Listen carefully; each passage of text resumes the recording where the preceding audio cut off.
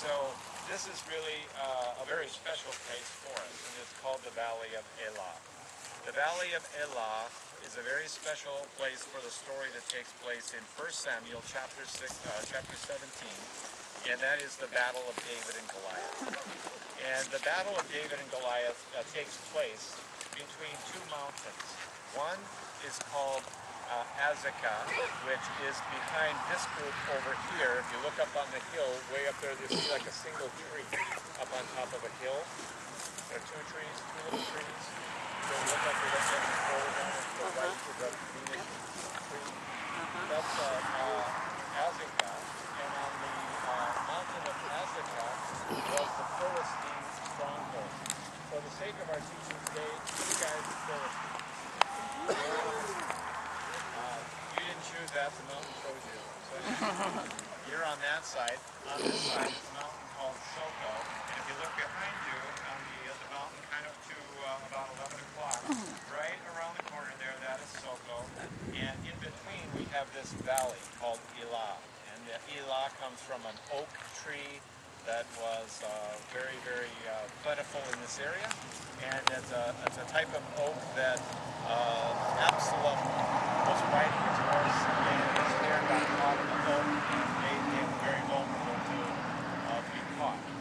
And so this valley is right in between Azekah and Soko, and there's a creek bed in the middle.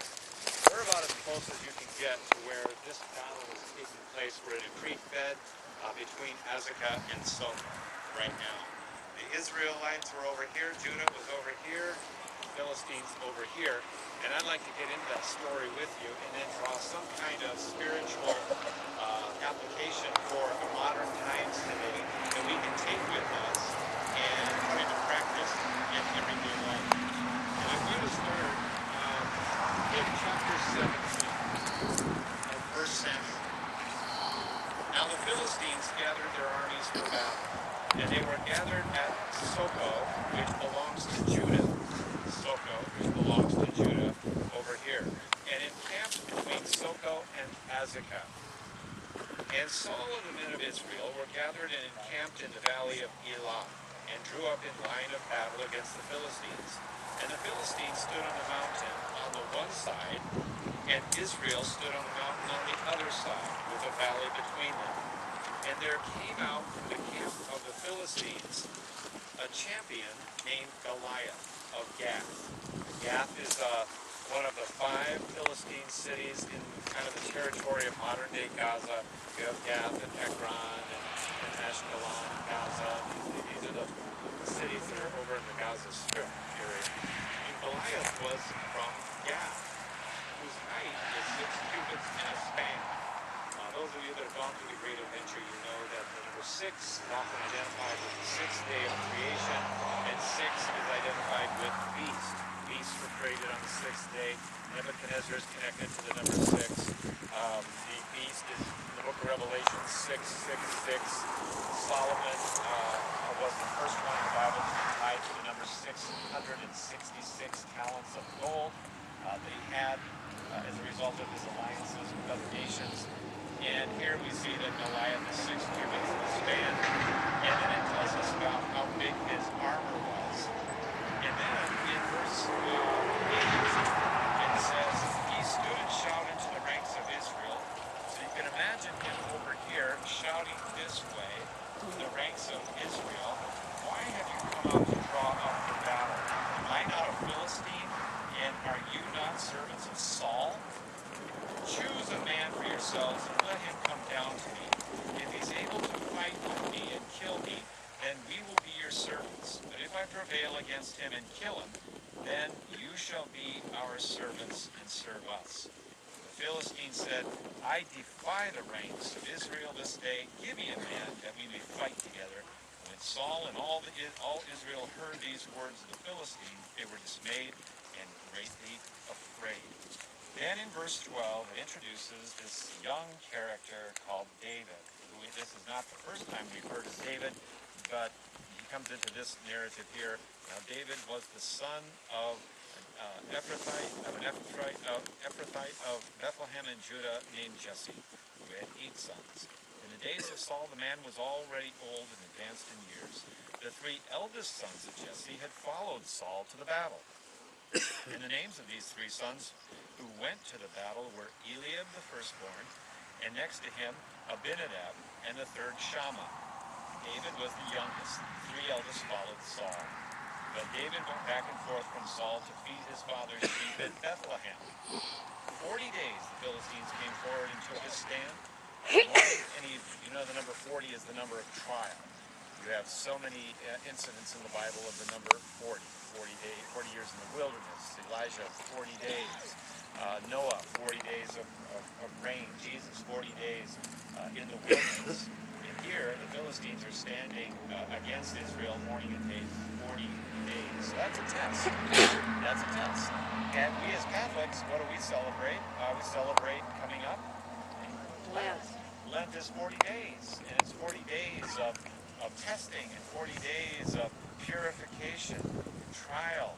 And it's 40 days where we have to determine, are we going to rely upon the Lord or are we going to rely on our own strength? And Israel has these 40 days now to determine this. And Jesse said to David his son, take for your brothers an ephah of this parched grain and these 10 loaves, carry them quickly to camp to your brothers. Also take these 10 cheeses to the commander of their 1,000. See how your brothers fare and bring some token from them. Now Saul and all the men of Israel were in the valley of Elah, fighting with the Philistines. And David rose early in the morning and left the sheep with a keeper, very responsible, and took the provisions and went as Jesse had commanded him. And he came to the encampment as the host was going forth to the battle line, shouting the war cry. And Israel and the Philistines drew up for battle, army against army, and David left the things in charge of the keeper of the baggage and ran to the ranks and went and greeted his brothers. And now when he comes to his brothers, David is very curious. His 3 oldest brothers are here, and they're part of the ranks that are afraid of the Philistines. And the Philistines have Goliath, who is 6 cubits and some, very, very tall, very big. Just imagine him like a WWF wrestler with an attitude. And he's very big with all of his armor. And over here with Israel, who is their tall guy? Well, it tells us earlier in the narrative who the tall guy was. His name is Saul. Saul was taller than almost all the people. He was, in a sense, their giant, and he united the kingdom. But he was no match for this character called Goliath. All the men of Israel, when they saw the man, fled from him and were much afraid. And the men of Israel said, have you seen this man who has come up? Surely he has come up to defy Israel. And the man who kills him, the king will enrich with great riches and will give him his daughter and make his father's house free in Israel. So David is curious about this, and he asks, what will happen again? What's the reward going to be for the guy that defeats Goliath? And he says, well, you're going to get his daughter. You're going to be tax-free. David's thinking, I like this. This is nice. But one guy didn't like the idea, and his name was Elah. Elah was David's older brother. And so he was bothered by this. In verse 28, now Elah, his eldest brother, heard when he spoke to the men, and Eliab's anger was kindled against David. And he said, why have you come down? And with whom have you left those few sheep in the wilderness? And David responds in verse 29, what have I done anyway? It's just like kids, it's like brothers. What have I done? Lay off. I just came down to see the battle. Get out of here. You're too young. Just the 3 of us are going to be here. And you have to ask yourself the question, why was Elah so bothered by David? Why would he be so bothered? I think the answer is, clear back a few verses in chapter 16, when David was anointed king privately. Do you remember that? When he was anointed privately, at that time, Elah was the one that the prophet looked at, and there was this sense right away of, this is the one. Eliab's the one. Look at him. He's going to be a fine king. So it says in verse 6, when they came, Samuel looked at Eliab and thought, surely the Lord's anointed is before me.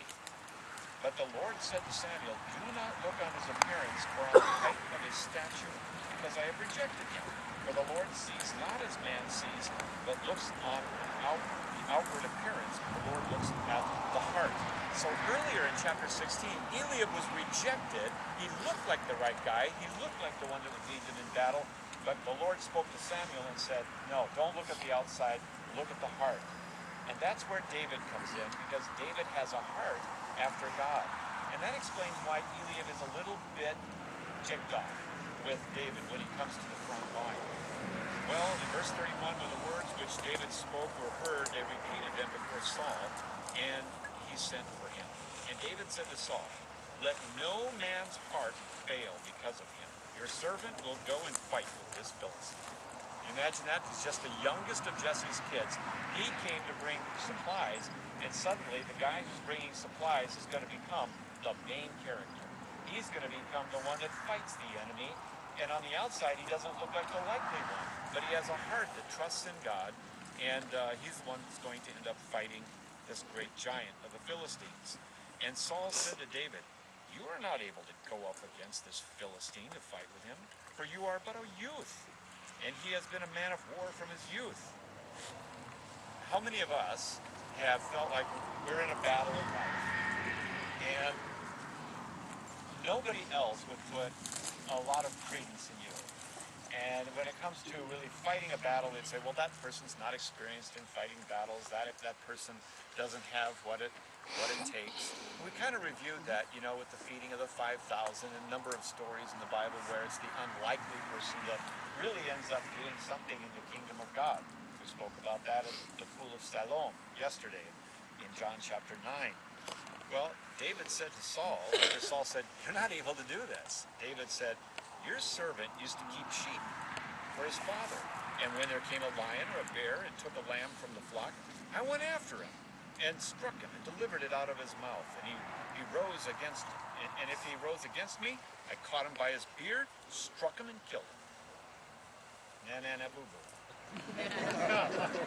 It's not in there, actually. Your servant has killed both lions and bears, and this uncircumcised Philistine shall be like one of them. David said, the Lord who delivered me from the paw of the lion and from the paw of the bear will deliver me from the hand of the Philistine. So notice how David goes from small to great. He goes from God has been faithful to me in all of these things that I have been responsible for with the sheep and so forth. There's no doubt in my mind that God will help me in this particular battle. And then it says that Saul said to David, go and the Lord be with you then. He's going to give him the chance to fight. And then Saul clothed David with his armor. He put a helmet of bronze on his head and clothed him with a coat of mail. Many of you know the story after that. David said to Saul, I can't go with these, for I am not used to them. David put them off, and he took his staff in his hand, and he chose 5 smooth stones from the brook and put them in the shepherd's bag or wallet. His sling was in his hand, and he drew near the Philistine. So what David did is at that time, he came into a brook, and we're kind of in a brook right now, and he chose 5 stones, 5 smooth stones, put them in his bag, and then he went to meet the Philistine with that sling. The sling they had back then was not the kind we have now, but the sling was like a piece of leather or a cloth or wool with 2 strings on either side, and you would put your stone in there, and then you would go like this, and you would release one end of it, and it would go hurling through the air at an incredible speed. And if you had a stone like this, or even bigger than this, it could do a tremendous amount of damage. But if you have a stone that is pretty good size, and it says that you chose smooth stones, if you took a stone like that, you could kill a guy. And you could kill a guy easily if you hit him in the temple, if you hit him in the head. And David, at that point, he took the stones, and when the Philistines came and cursed David and his gods, what did David do? David began to praise God, and he began to rehearse salvation history with God, about God.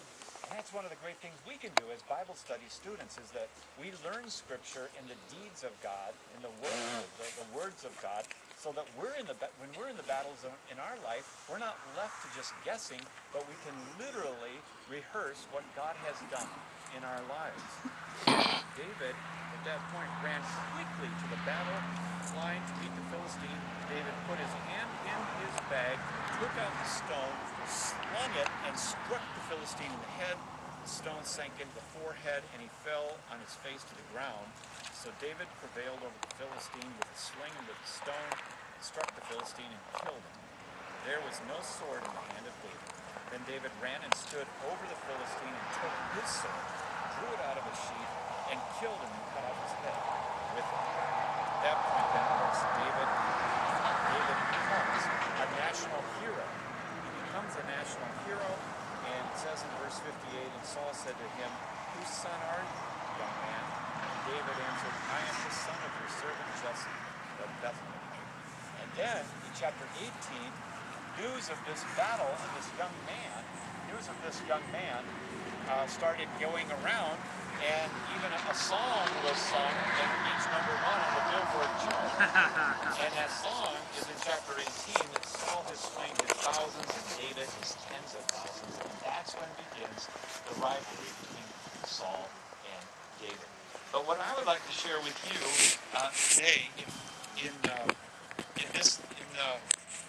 this time that we have here for Irenaeus, I want to share with you this. In your life, and in the battles that you face, sometimes people will say, well, handle it this way.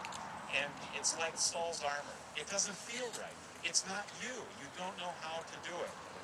And what God is asking us to do is to choose 5 smooth stones. Now, those 5 smooth stones for us, the battles that we face in our lives, aren't like the equipment of traditional warfare. The battles that we face in work, in our marriages, in families, in health, and whatever it might be, these battles, these weapons are supernatural. And it doesn't matter if you look like a great big warrior on the outside. Mother Teresa wasn't a big warrior. Mother Angelica wasn't a big warrior. St. Francis wasn't a great big warrior. But they had tools and they had weapons that were supernatural. And what I always encourage pilgrims to do out here in the few minutes that we have is that you can walk up and down this brook if you want. And what we want to think about is, can I borrow this rock right here? This is more like a rock that would hit salt or hit a smooth stone. But there's ones that are smaller, and what I encourage